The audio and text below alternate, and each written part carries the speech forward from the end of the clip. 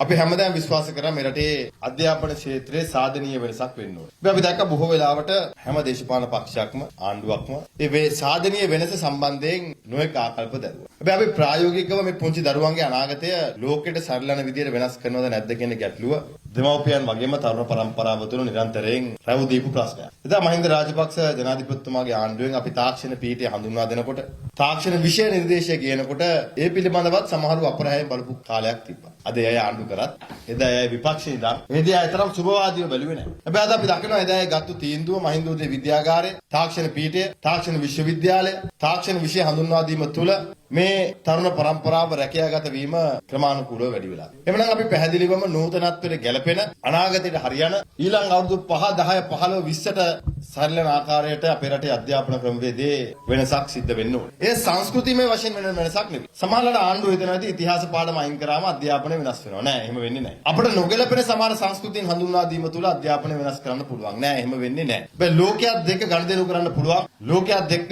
ලෝකේ බිහි වෙන නව රැකියාව වෙනසපොළ සරලන ආකාරයේ දරුවෙක් බිහි කිරීම තමයි අපි නිරන්තරයෙන් අපේ අවධානය යොමු කළ යුතු. මම හිතනවා අද පක්ෂයක් විදිහට අපි අපේ අධ්‍යාපන ක්ෂේත්‍රය තුළ වෙන්න ඕන සිදුවීම් වෙනස් වීම පිළිබඳව අපි බලන්න යන්නේ ඒකෝ. එයා වසරකට දෙකකට මැතිවරණයකට දෙකකට නෙමෙයි. යම් ක්‍රමවේදයක් ඇතුළත කාලානුරූපව ලෝකයේ වෙනසත් එක්ක විෂයපතයන් වෙනස් වීම සහ රැකියාගත කිරීම කියන කාණ්ඩයන් මූලික කරගත් ප්‍රායෝගික ක්‍රමවේදයකට අපි පරිවර්තනය විය යුතුයි කියලා විශ්වාස කරනවා. මම හිතනවා දේශපාලනික වශයෙන් වර්තමාන ආණ්ඩුව එක පැත්තකින් සමස්ත රාජ්‍ය යාන්ත්‍රණයම තමන්ගේ දේශපාලන අතකොළුවක් බවට පත් කරන්න උත්සාහ කරනකොට ඒ අතර අධ්‍යාපන ක්ෂේත්‍රයත් අද ආණ්ඩුවේ දේශපාලන ග්‍රහණයට ලක් කරන්න ඕන උත්සාහ කරමින් පවතිනවා. අවාසනාවකට අද අපේ රටේ බොහෝ ක්ෂේත්‍රයන්, විෂයන්, ආයතන ආණ්ඩුවේ දේශපාලන අතකොල්ලක් බවට පරිවර්තන වෙලා අවසන්.